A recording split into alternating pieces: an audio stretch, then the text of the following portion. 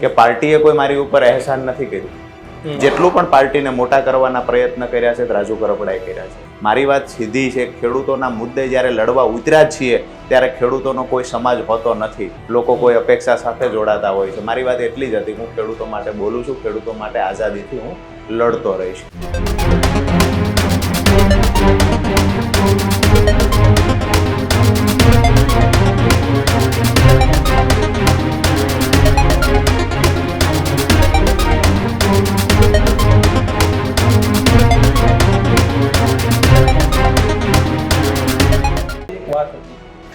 આ વાત એવી હતી કે બોટાદના વેપારીઓ સાથે તમારા જ કોઈ પ્રદેશના નેતાએ સેટિંગ કરી લીધું કે ભાઈ હું નહીં આવું, અમે નહીં આવીએ.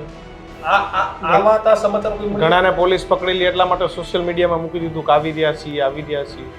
એ જાહેર થયેલી વાતો છે. નહીં જાહેર થયેલી એટલે તમારી પાર્ટીની અંદર ગુજરાતના ખેડૂતો જાણતા જ નથી શું વાત જાહેર થઈ. એ જ હું કહું છું કે જેની તમે વાત કરો છો કે સોશિયલ મીડિયાના માધ્યમથી પોસ્ટ કરી, તો સ્વાભાવિક છે કે તમને હળદર નથી પહોંચવા દેવાના. રાજુ કરપડાને પહોંચવું હતું, રાજુ કરપડા પહોંચ્યો છે. રાજુ કરપડાની સાથે પ્રવીણ રામ પણ પહોંચ્યા છે, રાજુભાઈ બોરખતરિયા પણ પહોંચ્યા છે. જેને પહોંચવું તો એ લોકો પહોંચ્યા છે. જેને નથી પહોંચવું એ લોકો માત્ર વિડીયો બનાવી અને પોતાનો સંતોષ માન્યો છે.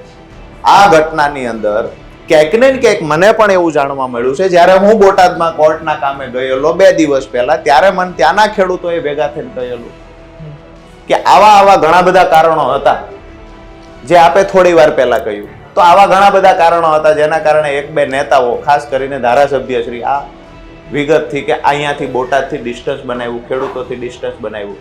આજે પણ હું ન્યૂઝરૂમના માધ્યમથી એ સવાલ પૂછું છું. હું છૂટો ત્યારથી પૂછતો આવ્યો છું કે અમારી લડાઈ હતી એ એપીએમસીના વેપારીઓ સામેની લડાઈ હતી. એ વેપારીઓ સામે સિંગલ નિવેદન ધારાસભ્યએ ન આપ્યું, એનું કારણ શું? આ જવાબ મને આજ દિવસ સુધી નથી મળ્યો. મારી વાત સીધી છે, ખેડૂતોના મુદ્દે જ્યારે લડવા ઉતર્યા છીએ ત્યારે ખેડૂતોનો કોઈ સમાજ હોતો નથી. ખેડૂત અને મજદૂર માટે બોલવું, પછી મારા પરિવારનો સભ્ય જો ખેડૂતનું શોષણ કરતો હોય તો એની સામે અવાજ ઉઠાવવાની તાકાત રાજુ કરપડામાં હોવી જોઈએ. તો જ ખેડૂત નેતાનું ટેગ રાજુ કરપડાએ લગાવવું જોઈએ. અન્યથા માત્ર ને માત્ર પાર્ટીને ફાયદો કરાવવાની વાત હોય, પોતે જે જગ્યાએથી ચૂંટણી લડીએ છીએ ત્યાંથી ફાયદો લેવાની વાત હોય, તો મને એવું લાગે છે કે ખેડૂતો કોની વર્કિંગ સ્ટાઇલ જોઈને આમ આદમી પાર્ટીમાં જોડાયો હતો? હું 2017-18 થી જ્યારથી ખેડૂતોના કામ કરતો, પછી મારી સાથે હંમેશા, હું જ્યારે ખેડૂત એકતા મંચમાં હતો ત્યારે સાગરભાઈ રબારી જે ખેડૂતો માટે લાંબા સમયથી સંઘર્ષ કરતા. એટલે 2021-22માં જ્યારે હું આમ આદમી પાર્ટીમાં જોડાયો ત્યારે પણ મારી કોઈ અપેક્ષા નહોતી. લોકો કોઈ અપેક્ષા સાથે જોડાતા હોય છે. મારી વાત એટલી જ હતી, હું ખેડૂતો માટે બોલું છું, ખેડૂતો માટે આઝાદીથી હું લડતો રહીશ. એ જ શરતથી આમ આદમી પાર્ટીમાં જોડાયો હતો. તમે શરૂઆતમાં કહ્યું કે ચોટીલા વિધાનસભા લડ્યા, સિટિંગ એમએલએ કરતાં વધારે મત મળ્યા. કોઈ કાસ્ટ, હું જે કાસ્ટમાંથી આવું છું, એ સવાલ મારો હતો કે ભાઈ એ કાસ્ટનું બેનર હટાવીને ખેડૂત નેતાનું બેનર લખવામાં કેટલો સમય લાગ્યો? કાસ્ટનું બેનર હટાવી અને તમામ ખેડૂત મારા સમાજના છે આ સિમ્બોલ લગાવવામાં 2017-18 થી સતત લડાઈઓ લડ્યા છીએ. 2025ના એન્ડ હળદરની ઘટના સુધી કોઈ પણ સિંગલ પાર્ટીનો માણસ પણ એવું ન કહી શકે કે રાજુ કરપડાને અમે આટલી મદદ કરી એને મોટા બનવામાં. અમારા ખેડૂતો મને મોટો જેને બનાવ્યો છે, જેને મને 2nd નંબર પર વિધાનસભામાં લાવ્યા છે. મારો પરિવાર કોઈ રાજકીય પાર્ટીમાંથી આવતો નથી, મારા પરિવારમાંથી કોઈ એમએલએ નહોતું, સાંસદ નહોતું.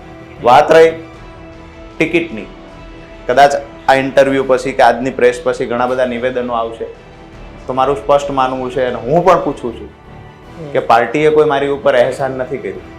જેટલું પણ પાર્ટીને મોટા કરવાના પ્રયત્ન કર્યા છે રાજુ કરપડાએ કર્યા છે. અને આજ દિવસ સુધી પાર્ટીએ મને ટિકિટ જે આપી હતી તો એમાં પણ બીજાને ટિકિટ અપાવવા માટે હું મહેનત કરતો હતો. જ્યારે સર્વે થયો ત્યારે સર્વેમાં ખેડૂતોનો અવાજ હતો કે રાજુ કરપડા અહીંયાથી જીતી શકે, જેને લઈને મારી ના પાડવા છતાં પાર્ટીએ ટિકિટ આપી. હું દિલથી લડ્યો છું.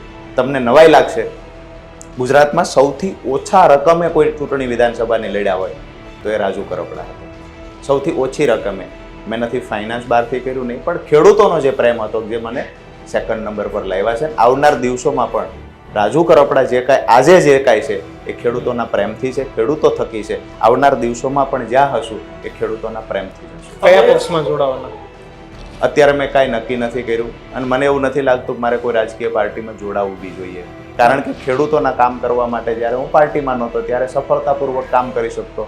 આજે તો પ્રશ્ન એ થાય છે કે હું કોઈ પાર્ટીમાં છું તો ક્યાંક ને ક્યાંક એ પાર્ટી અને સત્તા પક્ષના જે વિવાદો હોય છે જેના કારણે ખેડૂતોના કામ કરાવવામાં ક્યાંક અડચણ ઊભી થાય છે.